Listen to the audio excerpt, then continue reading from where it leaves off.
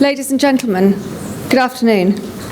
I really like it when I can get up and instead of having to shout over a really big sound, the room just quiets. It's really quite nice, and so thank you very much for that. My name is Alexia McClure. I'm the CEO at Jersey Business, and we at Jersey Business are delighted here to be working with government and our partners to talk to you today about Brexit, and specifically Brexit in relation to business and the business community, and contingencies and things that you need to think about Brexit, but also specifically in the event of a no deal Brexit. Obviously, at the moment, we have not very much idea about how the next few weeks are. Well, I'm sure some people have more of an idea than others, but it's a challenging time to try and second guess where this journey is going to take us. So the purpose of today is really to allow us to talk to you about some of the things that are some of the challenges that we recognise for the business community, and also for you to ask some questions. So we're going to talk about a few different scenarios.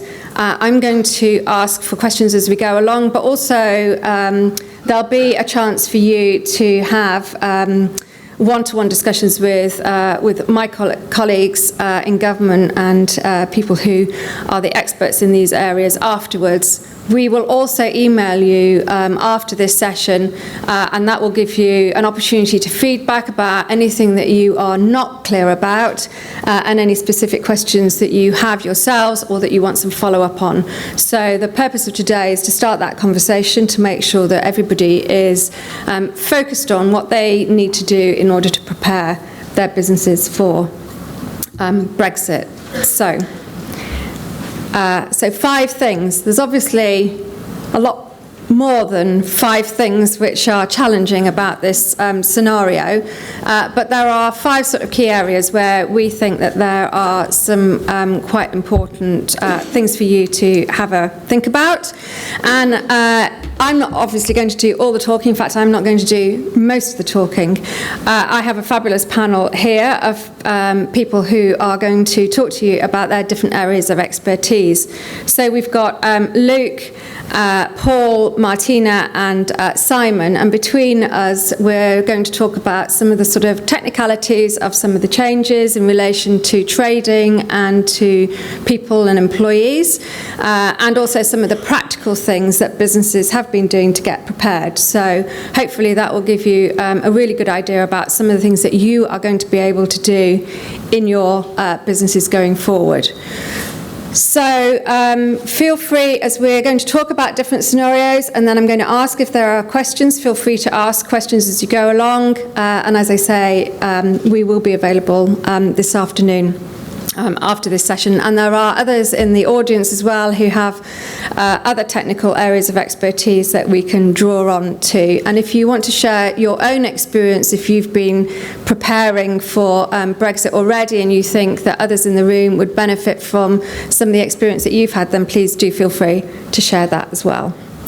So I think let's start on our first scenario. So guys, this is the scenario that I'm in right now. I'm a really simple business. I make juice, put it into cups, and I sell it in town. I go to the market in Dinar once a week and pick up fruit and veg, and occasionally, if I need to, I'll top that up with fruit and veg that is here in Jersey. My customers just pop in, they pay in cash. It's pretty simple for me. I'm a pretty straightforward business. There's just a couple of us working in my store. So I don't really think that Brexit is really going to be that much of an issue for me. I think I'm pretty sorted. Paul, what do you think? Okay, as a small trader coming back from France in a no-deal scenario, you could be faced with some customs formalities that you would not have had to complete before. Specifically, if you're buying goods, you are going to have to declare those goods to us, whereas before, obviously, all goods move freely. Some of those goods may attract a tariff, although it's unlikely, given that I think 93% of goods are going to be free. But nevertheless, you're still going to have to make a declaration to us. You're going to have to tell us what those goods are, and that declaration is a legal declaration. You have to fully understand what it is you're buying. And there are formalities then that, if that should be done before you arrive back in the island, so we have an opportunity to test that data that you've given us against the tariff, so we can apply the relevant customs measures. Okay, so I go over, I'm filling up my van, I have to complete a form before I come back? In theory, at the moment, that would be that's the strictest rule at the far end of the scenario. I mean, I think there will be an easement to begin with. Right. This won't happen overnight. There is going to be some relaxation of the rules, but ultimately, if you're buying goods in France, yes, you will have to produce a declaration to us which actually lists all of those goods, so that it's clear to us what you're bringing in, and you'll need to do that before you leave France. So the shipping company will need that information before they'll even allow you onto the vessel, if you're classed as a freight carrier, if you're carrying freight, which in this scenario, being a small business, I think you're on the margins, but it's certainly possible that that's the procedure you're going to have to follow. Right. So every time I go over to France, I'm going to have to do a whole load of paperwork that I haven't been doing so far. That is the consequence of Brexit. Yes. So you will be faced with a regime which is totally different to the one that you've been used to for the last 40 years. The free movement of goods will cease, and there will be customs controls. Right. Okay. So that's quite something then. It's a big change. Okay. Good. Yeah. Okay.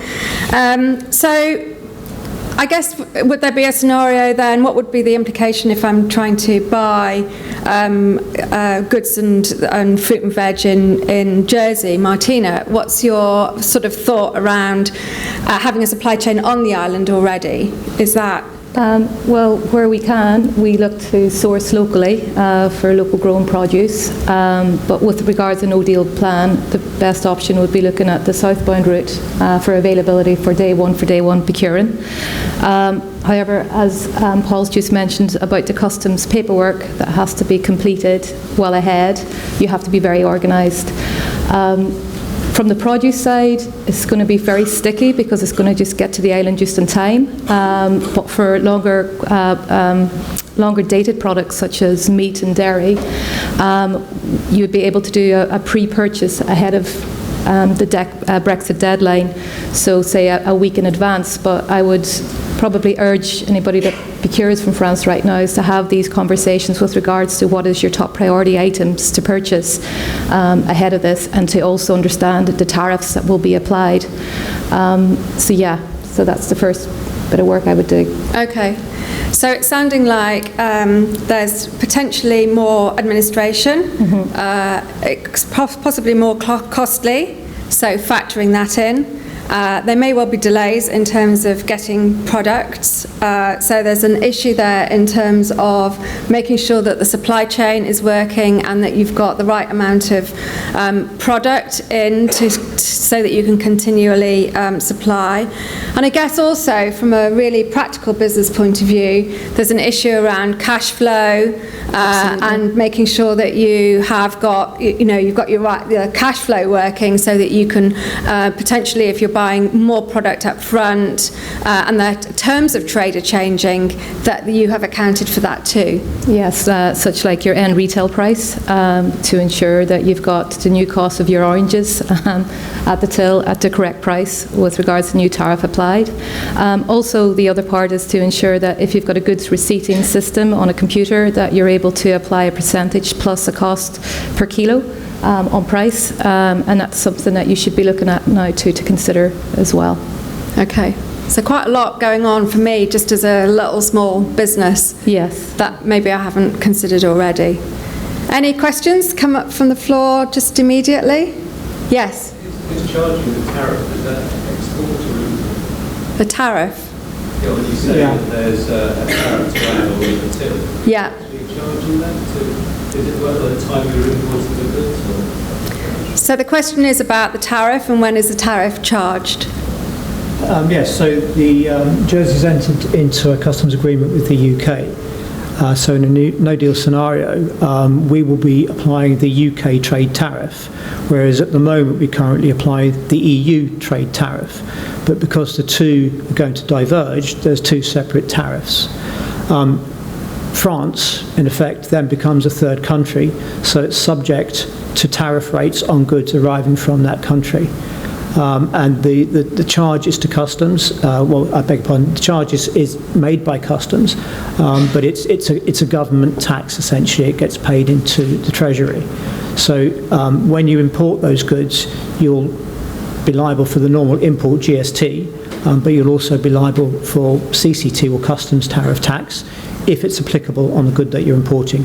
But the tariff will be set by the UK trade tariff, and that's the rules that we will apply here.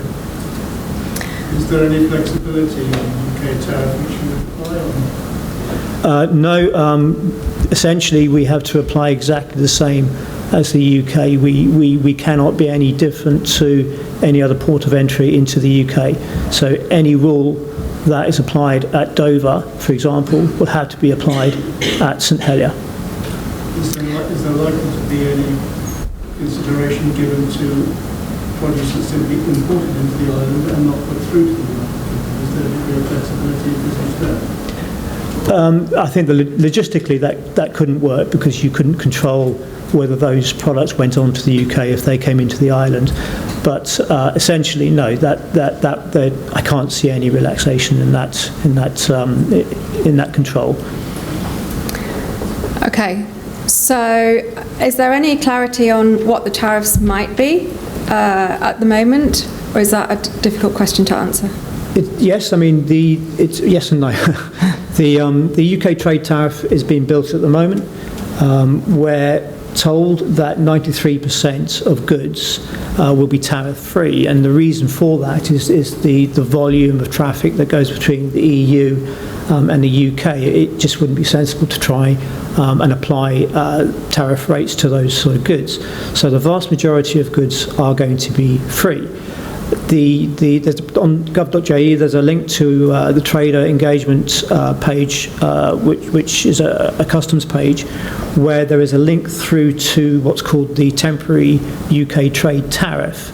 Now, what you can do as a small business, you need to classify your goods, so you need to understand what your goods are, and you need to be able to allocate what's called a commodity code to that good, which is an 8 to 10 digit number. And then you can put that number into the UK trade tariff, and it will come back and it will tell you if there is a rate attached to that good. Right. So I'm going to add to that and take some of Paul's thunder. That commodity code is going to become vital to everyone as well because of the import requirements. So part of that declaration requirements is going to be ensuring you know what your commodity code is for each individual item. Fortunately, they're very commonly used across the continent, and many invoices, even for private individuals, have the commodity code written against items on invoices. right. So a couple of things to be really clear about then. What are the products that you're importing? What are the commodity codes for those products? That will then lead you to work out what, if any, tariff is being applied, and all of that needs to be detailed on the documentation when you're bringing the product into Jersey. That's correct. And for a small trader, the one that you highlighted, that's going to be really quite difficult because you're just picking up goods from a market in France. So there are definitely issues there. But if you're a bigger trader and you know regularly what you import, we have built into our system a method where you can continually reuse the same commodity codes because you know the goods that you're bringing in, and not just be a case of using that template to repeat, if you like, those goods as you import them weekly or monthly or however. But knowing what you're bringing in and knowing the commodity code is essential. Right, okay. Great. Everybody happy so far? Well, maybe happy is an interesting word to use. Okay, so next scenario. I'm a physical and an online retailer. I have a single retail outlet in Jersey, but I also sell internationally through my Facebook page. I make some product in Jersey, but mostly I'm either buying my products locally or I'm buying them in the UK, bringing them here and then selling them in my shop. I think I'm going to be okay because Jersey's got agreements with the UK, and then that means that it's all easy for me and I don't have to worry about anything. Am I right? Is it easier to bring products in and out of the UK? Yes, so in contrast to the EU, trade with the UK is not going to change one iota.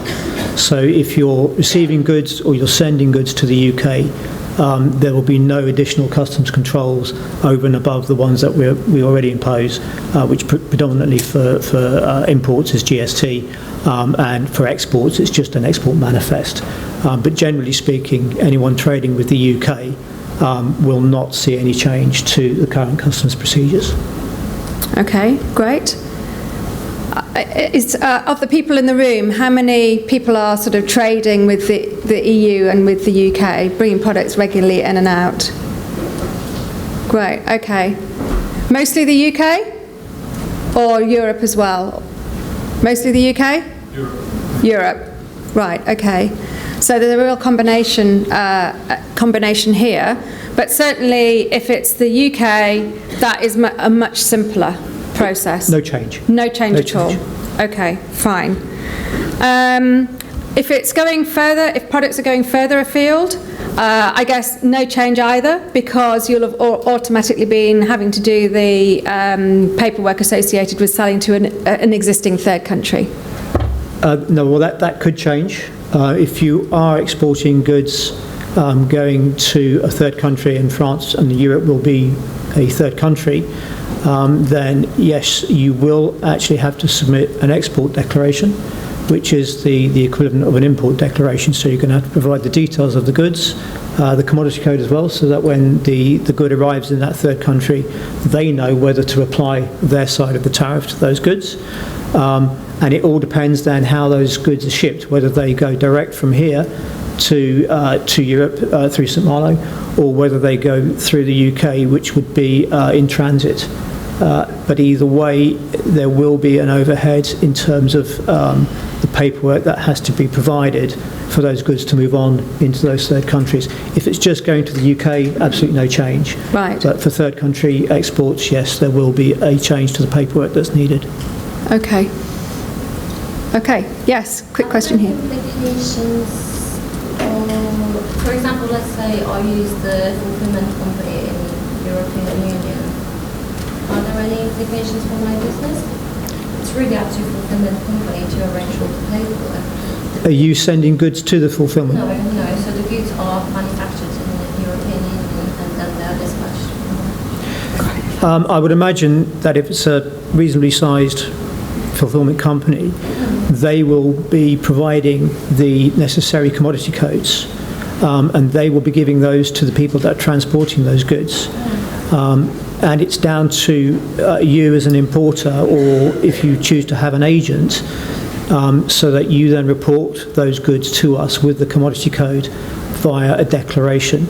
So your exporter, your company in the EU should have that information to hand, particularly if they're internationally recognised. They will be using the same sort of documents for sending products to China or the US or Australia. So we just become China, US, Australia in their eyes, because we become a third country. So is it, I guess, using the experience of working with a freight forwarder and people within that logistics chain actually can help businesses, because I suppose to some extent they're used to working with the practicalities and the paperwork of moving products around? I think that would be something that we would advise if you are bringing goods in, from the continent, from the EU. And you may have been doing the paperwork before because the paperwork really wasn't too onerous. The goods were in free circulation. Yes, with the amount of data that you've now got to provide, a customs agent or a freight forwarder employing their services to do that work could benefit you as an individual or as a business, but it is a decision that business is going to have to make, because there will be costs involved with doing that, and you have to offset those with the benefits. Of course. And it's something that I think is unique to each business. And going back to our previous scenario, if you're actually moving the products in and out of Europe yourself, you've obviously got all of the implications around having vehicles on the continent, driving, moving people backwards and forwards in and out of the EU. There's a whole load of there are challenges there, aren't there, as well, in terms of vehicles. And I know it's not your area of expertise without wanting to minimise that, but that there are other implications there, aren't there, for people who are driving and moving their own vehicles and people in and out of the continent. Absolutely. I mean, we're going to try and make things as easy as possible, but again, business does need to consider the other issues in relation to moving goods through Europe, and how that's done and what the impact is on their drivers or whatever, however else they decide to move those goods. Right. So it's not just a customs issue. Yeah. I can answer that. If there are specific questions concerning that, there's a representative at DVS here who might be able to help any individual who has a question about it. Okay, we can talk about that later then if there are. Martina, do you have anything to add to that? No, I just think get your paperwork straight, make sure you log into Caesar software that customs provide, maybe get some of your staff trained up. It was very helpful and insightful for our wholesale team to do that, because we kind of bubbled through it and went, oh, there's quite a lot of work to do. So definitely contact customs, get on to Caesar, do the training, and get yourself ready. Great. We had a question here.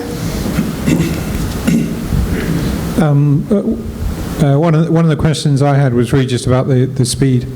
So rather than me try and ask you to crystal ball gaze and say, how long will it take to get to Europe, have you considered when it comes inbound here, the additional resource, paperwork and administration that you've got, so you could share it that way as opposed to the other? Because it's very difficult for you to say, well, how's France going to react, or Germany or Spain? But I wondered if you could answer it the other way round, just to give me some idea, or us as some idea, of what you think you need to commit in terms of resource, time and effort to ensure that things move as quickly as they have done.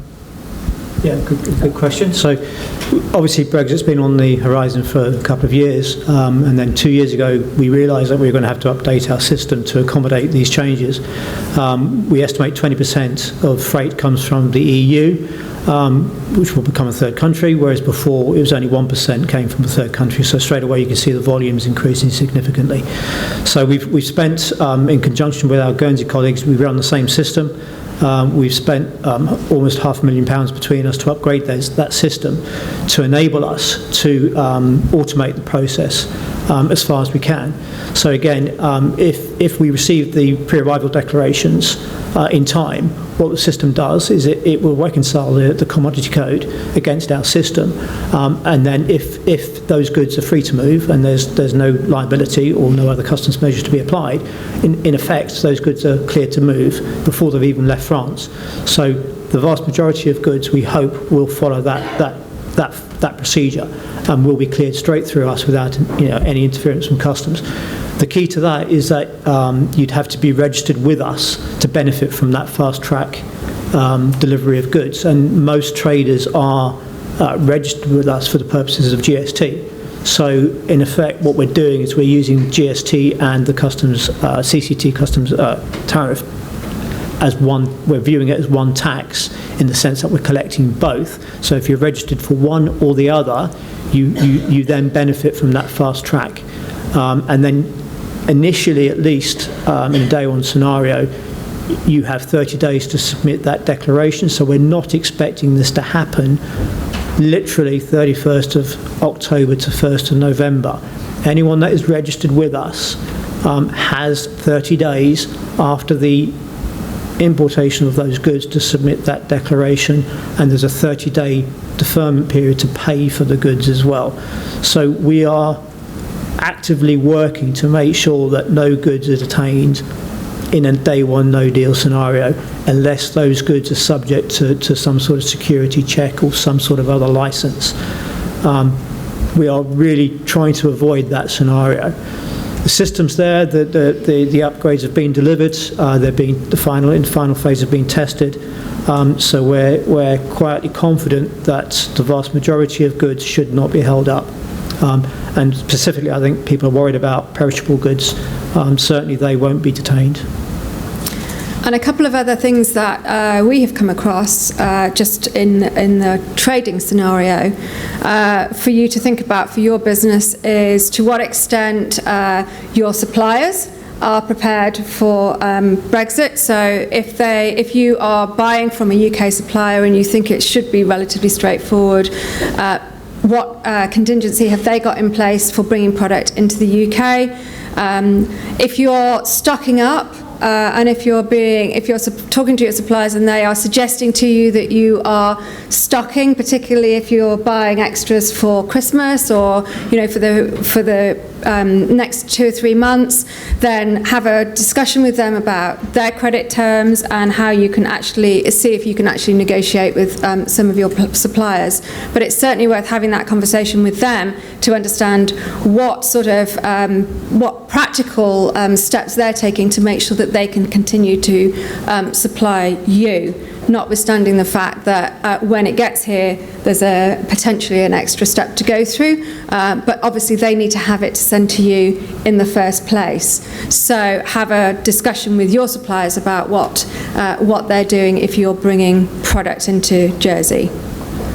Also, a couple of other things to think about, maybe whether or not some of the standards around product standards are changing, labelling.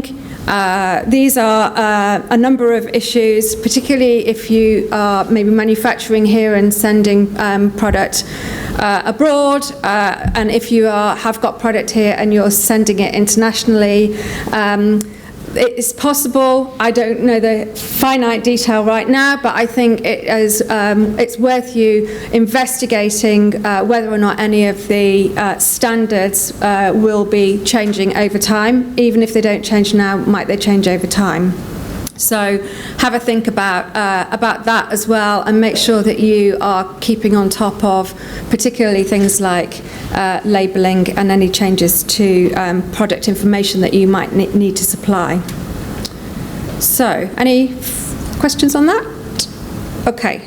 So now I'm a construction company. My business is really, really busy at the moment. I've got loads of guys that are all out on jobs. I'm struggling to get supplies, and I absolutely don't have any time to think about Brexit. So, it's going to be easy for me, isn't it? Paul, Luke, what do you think?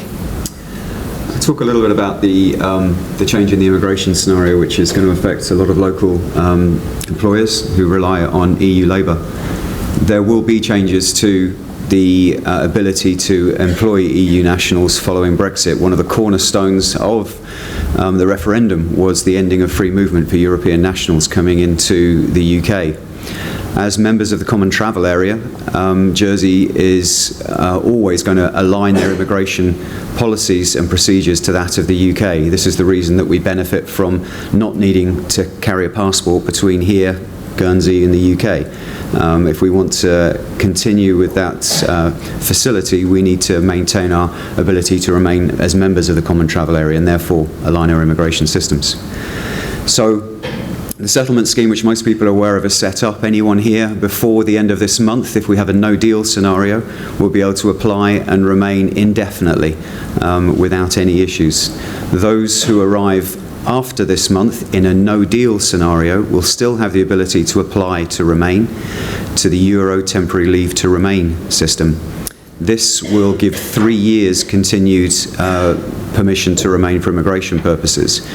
But importantly, very importantly, this is not a requirement until the end of next year. European nationals will be able to continue to come and arrive and remain here without any immigration permission until the end of next year. They will also be able to continue to do so on their national ID cards if they don't have a passport. It will be 1st of January 2021 that will make a difference. From that point on, people will need an immigration permission to be here if they're a European national, but not British or Irish, who will not need a permission to be here. So the construction worker wants to think about the labour force that he's got, how much he relies on transient seasonal workers who are not here now and may want to consider using those in the future. Okay, so a big issue for, well, anybody who's employing somebody who is an EU national. Simon, have you got any practical hints and tips that you want to add to that? Yeah, I suppose for our industry it's quite a big impact. We take in about 1,600 seasonal workers. We have for a long time used a lot of EU nationals. They've been a steady stream of our workforce. This will have an impact. We are encouraging people to sign up to the settlement scheme, be it pre-settled or settled. But one of the biggest impacts we're having, it's not whether they are going to be able to come in, but the difficulties they're facing. The unknown is certainly causing difficulties in recruiting from the EU currently. Right. We continue as the JHA, we are continuing to find new streams of labour. In particular for the seasonal staff, and I think it's important to remember 1,600 workers come here to work a seasonal period. That's not something that we would really want to encourage locals to do, because it's not guaranteed year-round work for them. It is only for 6 to 9 months. We need to bring that in to be able to satisfy the requirements for seasonal visitors coming to the island. We continue to say listen to the information coming out. The biggest bit we're trying to drive forward is make sure your staff have signed up for the settlement scheme. We've sent out a lot of correspondence to our members. I've done a few talks with a couple of hotels, but we really are trying to drive management to make sure the staff have gone through that process. Great, okay.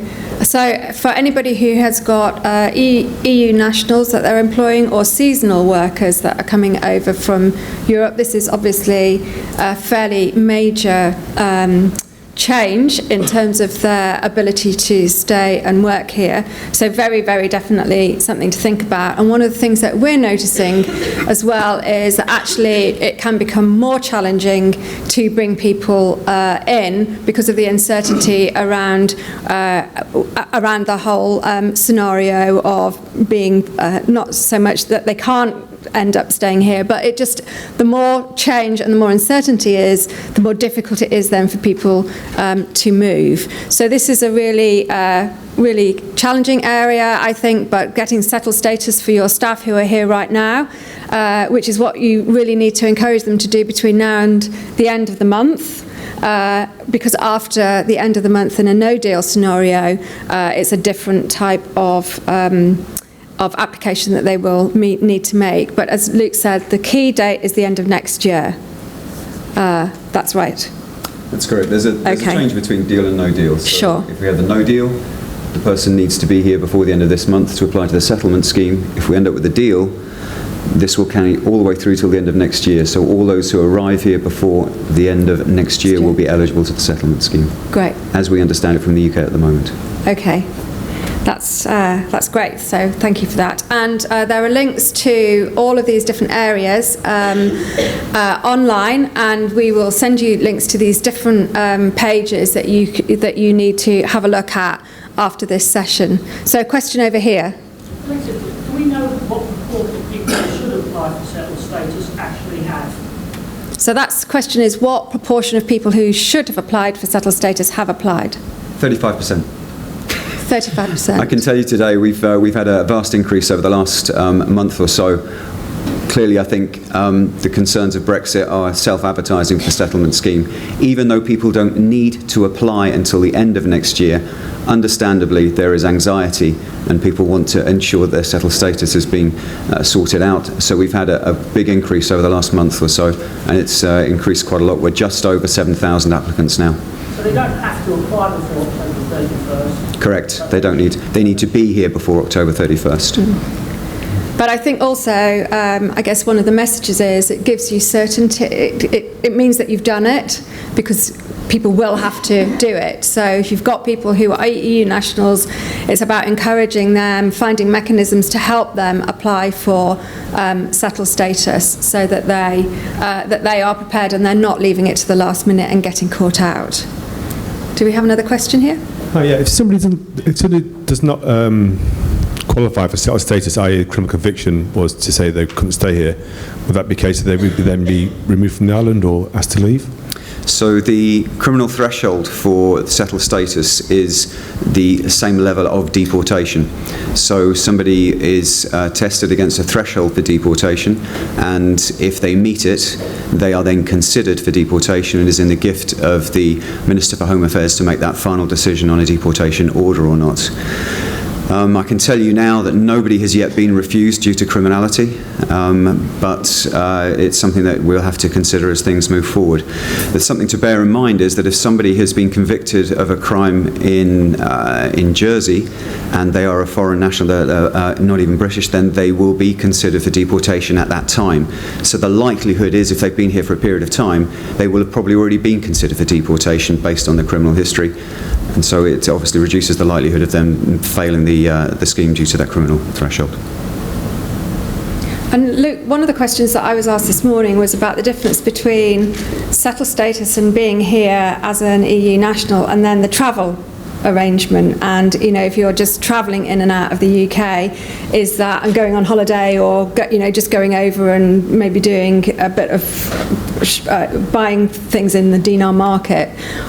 Can you just explain the difference between those two? Because I think sometimes that can become a bit confusing.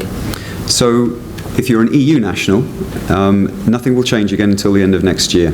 In terms of your ability to travel through the border with your national ID card, you'll be able to continue to do that in and out of the CTA ports, Jersey being one of those, obviously the sort of the southern border, if you like, to the common travel area. So that won't change. Following that date, the UK government are now making considerations as to whether those who have not got an immigration permission previously, such as settled status, as to whether a passport will be required for further travel for EU nationals post that date. That's still in policy developments from the UK, and something we will have to follow if that is the case. British nationals need to have a thought about things in a no deal. So British passports and Jersey variant passports are nothing different than a British passport issued in Jersey.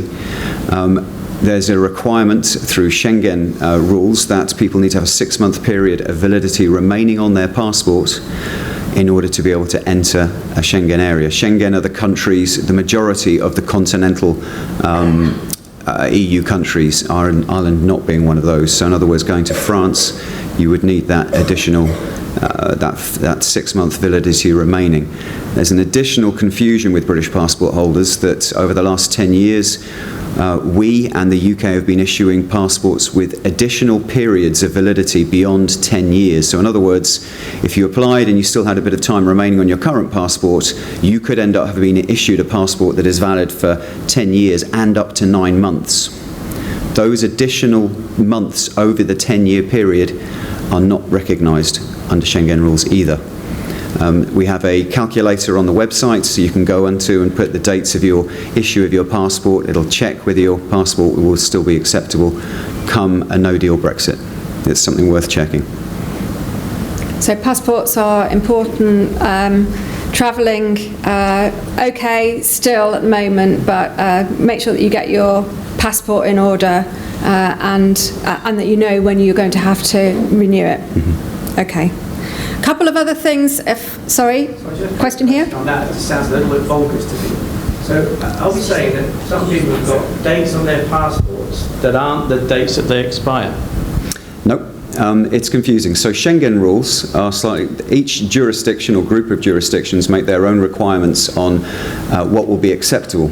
I know it sounds like it means that they're useless months, but you might find there's a jurisdiction in the world that will quite happily accept a passport that has been issued for more than 10 years, potentially the USA, but you might need 6 months validity still on that, whereas Schengen rules are that they will not accept a travel document that has been issued for more than 10 years. So this is only relative to the Schengen countries.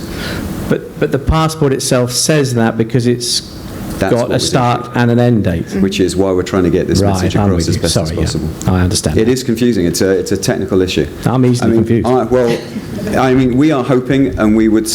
I can't tell you because it's down to the jurisdictions of Europe as to how they deal with British nationals when they arrive. But you would hope that they would have some consideration for those people who, through no fault of their own, have not become aware of this and end up in a situation arriving at that. But I can't give you that guarantee. But I guess the clear message is 6 months at least, notwithstanding your extra months, but 6 months, make sure that your passport has got longer than 6 months to go when you're travelling. Yeah, question at the back. Thanks.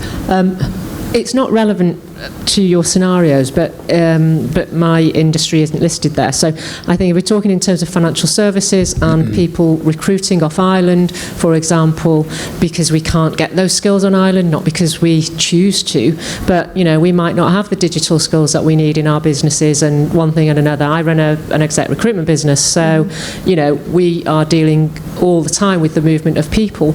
So what's the impact on employers who are bringing people off island onto island, as we see quite often? So the impact specifically in relation to Brexit? Yes, in terms of resourcing off island, so bringing people onto the island who are from Europe and the UK.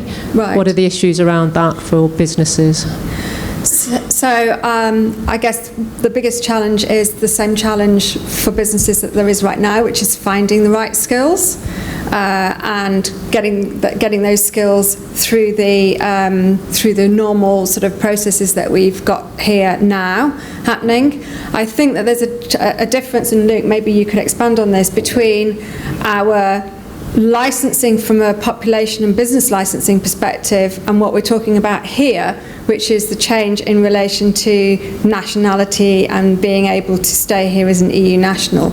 So the regulation that regulates our licensing, the sort of Jersey licensing for employment, is not, my understanding, changing in relation to this specific scenario. Luke, do you want to expand on that? Am I right in saying that? Yes, you're correct. And even though you're talking about a different sector of work, the example of the construction worker is no different to your sector. The ability to bring somebody into work as a construction worker is going to be very similar to bring a worker in for any other reason. This is over the next 15 months towards the end of next year. Things won't change. There's going to be the launch of a consultation document in the very near future, sometime hopefully this week or next week, in relation to the future border and immigration system. This is a proposed document that was put out by the UK government at the end of last year, and there is engagement with employers in the UK, and I'm starting the same engagement here to invite feedback as to how our own policy might change for the future. And this will govern ways in which local employers are able to employ not only EU nationals but those nations outside of Europe and those nationalities and bring them into work. And this is something that is already available on the UK websites to see, and it will shortly be available on our own websites to respond to that as well, and how you're going to be able to do that. There will be a short-term temporary route that is being proposed at the moment to allow EU nationals to continue coming to Jersey and the rest of the CTA for a 5-year period following 2021. And this will allow those to come in for a 12-month period, but will have to leave for a 12-month period before they can come back again. And this won't require any particular skill level for those people to come in. The skill levels will still be there for those who require long-term visas that may lead for long-term work or settlement. And that will be an expansion of the kind of systems that we have in place at the moment for non-European nationals now. So, for instance, if you want to bring in a particular expert from the USA, you would need a visa to bring that person in. They would have to fulfill the particular criteria to be able to do that. One of those criteria for the work permit for the employer to get will be a local license. So I guess in practice, the current arrangements that we have in terms of needing a license to employ that person remain the same. There's this added complexity around the change in terms of the status of an EU national in particular, and the fact that they need then to be able to get, if they're here already, settled status, and then to come in and get that. In terms of the practicalities from a business point of view, then that, I think, some of the things to consider are, as we were talking about before, the uncertainty around people wanting to move. So how challenging or how easy will it be to get people who are not in Jersey to move here and to come here? There may well be cost implications in terms of rising expectations, rising packages. The more constrained and difficult it is to bring people here, the more it might end up being, being an issue in terms of what the offering is. So I think those are the general business challenges that we're going to have to grapple with over the next few months. And none of us in the room really, I think, right now can predict the path that is going to take. But I think everybody needs to be thinking about that from a very practical business point of view. Just in the way that if the product is constrained and it's difficult to get in, and it may become more expensive depending on what happens with currency. These are all the challenges that you need to think about in terms of raw materials if you're manufacturing or retailing or trading. Similarly, you need to think about that in relation to any people business. And I think it's just we are very keen that people start thinking about planning and doing some scenario planning around the whole challenge of rising costs, of constraint of resources, so that you are prepared. And if it doesn't happen the way that it might do, if it's better than we were expecting, then that's a great thing. But it is worth thinking about these challenges right now, and it's sometimes the hidden challenges around availability and cash flow that might catch you out. So do think about that now and start thinking about what that might mean for your business. Anybody got anything else to add to that? No. Okay. So our last scenario. So I'm a physiotherapy healthcare business. I could also be an accountancy practice or an architect practice, but let's stick with physiotherapy healthcare. All of my customers are local, so I don't need to worry about Brexit at all. Do you think that's true? Absolutely not the case, especially if it's in medical. You'll need to be stockpiling any medical products ahead of potential no Brexit. So we've got a question around medicines, and I know we've got an expert in the room who can talk about that. But I think one of the scenarios from a local point of view, in terms of staffing and manpower as well. So who do you employ? Just because all of your customers are local doesn't mean that all of your staff are. So there's still a staffing issue around that. There's obviously a supply issue, as we've been talking about, from a trading point of view, from making sure that you've got stock that you need. Do you want to come in on the point around medicine and availability of medicine? Well, certainly from the perspective of medicine, there's certainly not. Thank you. Certainly from the perspective of medicines, we're not anticipating any shortage of medicines. I mean, within health and community services, we've been linking in with the Department of Health and Social Security for years on this matter. As you're probably aware, no hospital or no pharmacy is able to stockpile medicines. So all the business continuity measures have been put in place, and locally on the island, we've been linking in with the island pharmacies who, with our winter resilience sort of volumes, we've been able to increase our levels a bit for winter, from the winter perspective, so they're being maintained, and certainly within health and community services we've also done the same.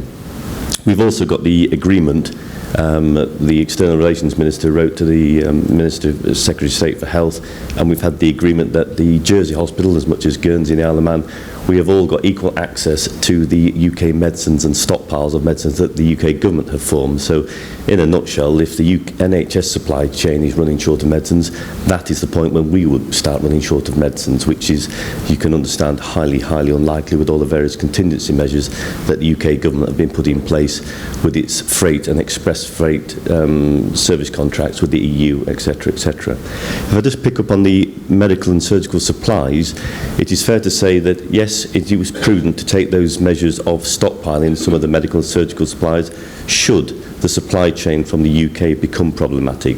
Certainly within health and community services, and Department of Health and Social Security do not have a problem, we have taken on additional stockpiling of medical and surgical supplies, and we certainly advocated that with the industry, as in with the local pharmaceuticals, etc., as well.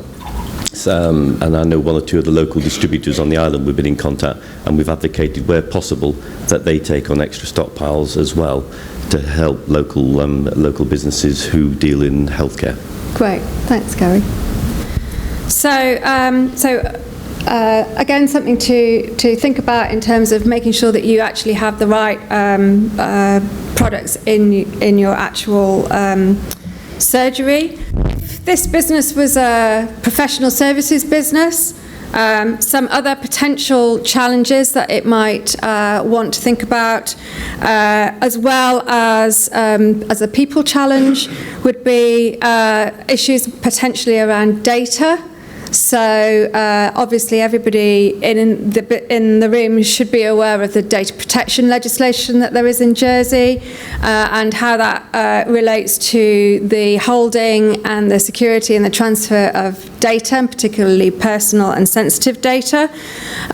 So understanding what the movement and what your ability to move data is after Brexit, I think, is really important, so that you understand who you're sending it to, how they're dealing with it, to make sure that they have got all of the necessary arrangements in place.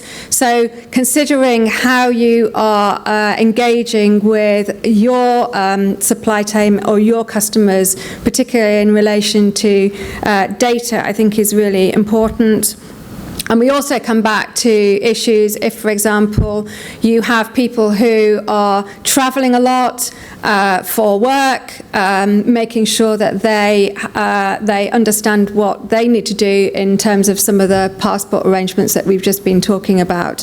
So even if you're a very Jersey focused service business, and you're just supplying services on the island, you do have to think through what some of the implications and the knock-on effects might be of this really uncertain environment that we're in, particularly around anything to do with people. So if you are moving people in and out of the island for work, make sure that they understand and they've got the necessary documents in place, and that you're happy with that. Look at things like your insurance and some of the paperwork that you have around making sure that your staff are properly secure and protected when they are travelling, for example, particularly if they might be travelling on their own, if they're driving abroad, that type of thing. So it's worth, I think, thinking through not just the very obvious things that might affect your business, but also some of these knock-on effects based on how you deliver your services and what resources you need in order to do that. Any questions in relation to people and services? Yep. I don't already need that. Just going back to the staff and the settlement scheme, on the presumption that I've got a number of European staff, and the basis that 35% of them statistically will already have applied and been accepted, is there any emphasis on the business to assist with this, or is it purely on the individual? In the information that I've been giving out over the last 18 months, the answer to your question is no. There is no requirement for employers to ensure that their employees have a particular status. And in the UK, this is not quite the same. But here, there is no requirement for the employers to do that. However, it is, I think, an appropriate step for any responsible employer to consider the requirement for their employees. From the time that the settlement scheme was introduced, it was portrayed, and quite appropriately, as an enabling piece of legislation. It wasn't there to catch people out, it was there to assist these people who have the right to be able to stay to do that. As such, we would want to get the message out to employers to help their employees in the same way. It won't become apparent until they interact with government post-2020 if they have not applied. So in other words, when they attempt to travel potentially or even access benefits and they don't have the appropriate immigration permission, they will become aware that they don't, and at that point we would end up having to speak to them and invite them to make their application. And it's not something that we're going to be coming down with a heavy hand on all those people who are either scared or nervous about doing so to have not applied, and we imagine there will be some people who just fall inside that bracket. We will maybe not take quite the same approach if someone has deliberately not applied because they're concerned about their criminal history. Exactly. So on that basis then, and presuming that that would be the answer, is there any benefit to the business working with the government en masse with those people, rather than have them all come to you individually? It's a good question. To facilitate it as a business. We have gone out to a number of different businesses through the Chamber of Commerce, through the Retail Association. I've yet to stretch into the financial and legal sector, but that's the next step that I'm going to. Bearing in mind, we've got another 14 months to go through for this. So I've got time to go through that. But I would be willing to get involved in any forums that are considered to be appropriate to do that. Or set those up for that matter as well. Yeah. Thank you. It's maybe worth either chatting to us or to your industry association or directly to see how we can sort of facilitate that in the easiest way possible, because whilst it's not necessarily an obligation or a regulation, it's definitely a good thing for businesses to do, to firstly keep their, to give their employees a comfort that everything is okay and that they can stay, and also to give you comfort that you've got employees who are legally entitled to stay, which could be the biggest challenge, I guess, from a business point of view. I was just going to say, after we worked with you, we found a number of misconceptions which we're commonly seeing, where our local residence is very, very multicultural, and somebody would say, well, I'm married to a Jersey man, or I've been on the island for 20 years, and they didn't understand that they still had to register. So actually some really, big businesses didn't understand at the staffing level that they still had to register. And also they hadn't thought of the implications of a fall in the work premises. How would that affect if they weren't registered? Would they be covered for hospital insurance in Jersey? That's a really difficult question to answer. It might be one that my colleague can help out with as well. But ultimately, that a person who is unlawfully here today, for instance, a non-European who has overstayed their immigration permission and is here unlawfully, does not have access to benefits. Having said that, there are a number of non-European countries currently anyway, and European, who already have to pay for a lot of their medical treatment anyway. So it doesn't really fall too desperately outside of that area. But it will be something that will be considered on a case-by-case basis when we come across this kind of situation. Nobody's ever going to be refused emergency care. Whether they're given a bill for it or not at the end might be something that my colleague Gary can answer better. Encourage people to assist their staff in signing up, because it would be a nasty shock in a bad situation. Yeah. Is there another question over here? Yeah. It's kind of off your agenda a bit, but what is the position of people who've got a home in France or somewhere in Europe that they spend some time there? I mean, so it's going the other way round, sort of thing. There must be a lot of people from Jersey in that position. So I'm not rich enough, so it's not me, but I just wondered. We're talking about Jersey residents and nationals who actually spend a proportion of their time in somewhere in Europe. That's a travel question, I think, isn't it? So, as we've said, European nationals are going to be able to continue to travel until the end of next year. British nationals in a no-deal scenario, the information that we've currently got from the European Commission is that they will continue to be able to travel to the European Union without the requirement for a visa if they're going to be on holiday. And they will be able to travel for up to 3 months. Their rules, the Schengen rules, are 90 days in every 180. And therefore, it's limited to 3 months in every 6 months, if you put it that way around. A number of people who are British nationals, bearing in mind this only affects British nationals, who have properties or have a reason to want to be in Europe for longer than that, need to regularise their immigration status with a local jurisdiction. A number of people have already acquired, in effect, a residential permit for the countries in which they might have properties or intend to stay for a longer period. So that's something that we've been putting out as well. It is difficult for us to make too many recommendations on another jurisdiction's requirements, but this is the information that we've received from European Commission information. So 90 days in every 6 months at the moment. On a no-deal situation. On a no-deal. You're okay. Great. Okay, any other questions? Oh, lots of questions. I like this. Ask a customs one, eh?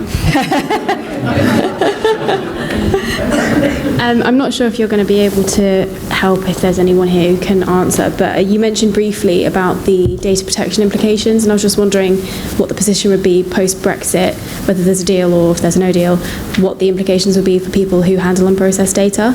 Okay. Do we have anybody? We've got Paul in the...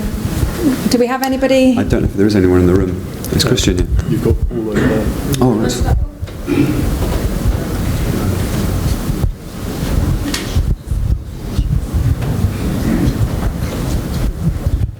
Yeah, the implications for that scenario are Jersey government have worked very hard over the last 12, 24 months, and they've secured a transition period. So for a no-deal Brexit, data flow can continue without obstruction up to the end of 2020, and hopefully that will give time for a deal to be put in place.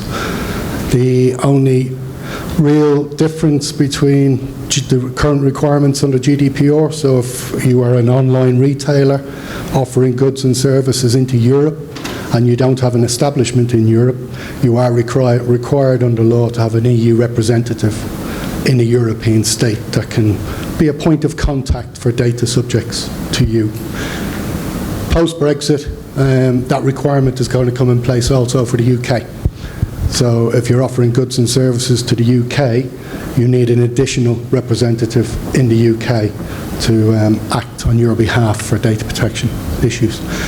That's quite a big commitment for local businesses who deal with European residents or UK residents. So that's really it.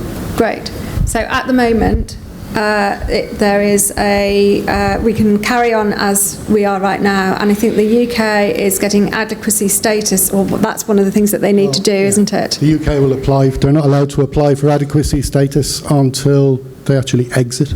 Right. If there's a no deal, they will come out as a third country. Yes. So you still have to have your measures in place, whether they be corporate binding rules or standard contractual clauses. But the free flow of data from Jersey to the UK is not going to be interrupted. The government have secured that for us. Great. Okay. So Jersey, UK, everything is fine. Further back into Europe, we need to see. Yeah. Okay. Great. Does that help? Great. There was another question, I think, just behind. Did you want to ask a question? It was just answered for me. Thank you. Oh, perfect. I like that. 2 in 1. Okay, the gentleman next to you. Yep, sure. I do have a passport question, but to please Luke, I'm going to ask a customs question first. So we're a financial services company. We don't import or export goods as such, but one of the courier companies is suggesting very strongly that we need to obtain an EORI number to facilitate just ordinary courier packages. Is that something that seems to make sense. I can't see how we would apply for one. The ORI number. The UK are asking for anyone who's trading in the UK, and in fact the EU have a similar system, and the EORI number is effectively registering for VAT, or the French equivalent TVA. So anyone exporting from here, they will generally be using a freight company, a haulage company, a courier company, and those are the companies that need the EORI number, so that when they deliver the goods in the UK or vice versa, the UK can attribute that to the relevant company, and they can then deal with that on their VAT returns. The equivalent in Jersey effectively is our GST. So if you're registered with customs, you have a GST number, and that allows us then to deal with the GST element. So our equivalent is approved with customs with a B number. The EORI is the UK and the EU equivalent for VAT. So it shouldn't, individual companies here, as far as I'm aware, will not need to apply for an EORI unless you're in the business of shipping goods, whether that be courier or freight. Perfect, thank you. Shipping out Yeah. and in, because obviously a company who is shipping from the UK to Jersey will need to demonstrate that the goods are leaving the UK, so they can, if the company does this, they can show that that item has left the UK, therefore has left the VAT territory of the UK. It's a question of ins and outs, and they're demonstrating what's moving in and out of the UK for VAT purposes. And we're not part of the UK for VAT purposes, obviously. So to simplify, it's the organisation that is actually moving the product in and out of the UK that would have the EORI number. That's right. EORI number. Yeah. Right. Yeah. And every entity in the UK who moves things across the border will also need an EORI. And it's one of the quirks of Brexit that an EORI used to be common throughout the EU, but now the UK are going to have their own spine of EORI numbers, and the EU will have their own spine of EORI numbers, and companies trading between the two territories will have two EORIs. Right. Did you want to add anything to that, Martina? No. Okay. Any other questions? I just had my passport question. Oh, very quickly. Sorry to go back to the Schengen thing. Are you saying that a Jersey-issued passport with a validity of more than 10 years is completely invalid, or just the additional months? Just the additional months. So, in other words, it will be acceptable for travel to the Schengen area as long as it's not older than 9 years and 6 months. Thanks. Okay. Absolutely correct. A Jersey-issued passport is a British passport. No difference. Great. Well, ladies and gentlemen, thank you very much for being here and for the questions. So I'm just going to recap the 5 things that you must do to prepare for Brexit. The first is staff. Think about your staff, particularly your EU's national staff.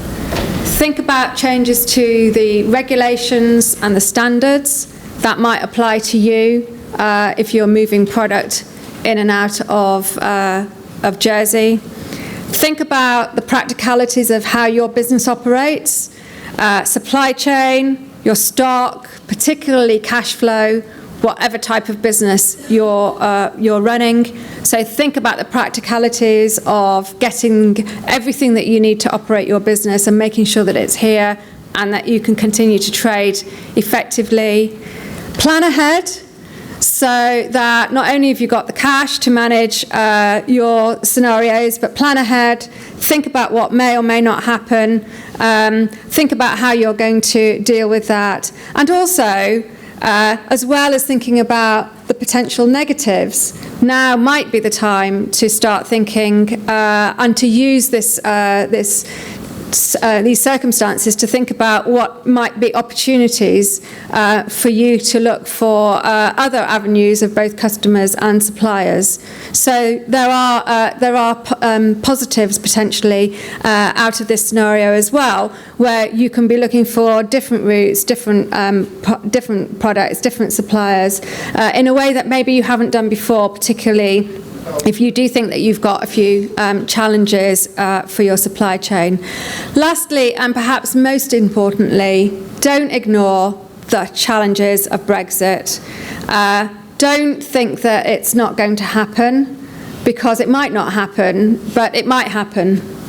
And if it does happen, and you think that it isn't going to happen, then you're probably in not a great scenario. So think that it is going to happen, plan for it, and at the very least, that will be a really good discipline for you to do a review of how your business operates, and to think maybe about how you can become a bit more efficient, a bit more dynamic, and also looking at different potential positive opportunities that might be out there that you hadn't thought about before.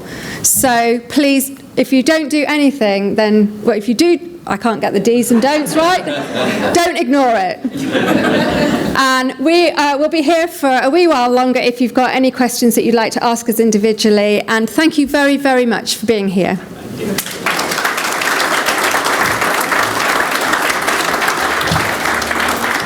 So one more thing before everybody rushes off. We do have a Brexit checklist at the back. So hopefully pick one of these up. They're also online. We'll send you a link to it too. And there is a survey on Brexit that is happening at the moment specifically for the business community, which we will send you a link to. So it'd be great if you could complete that too. Thank you.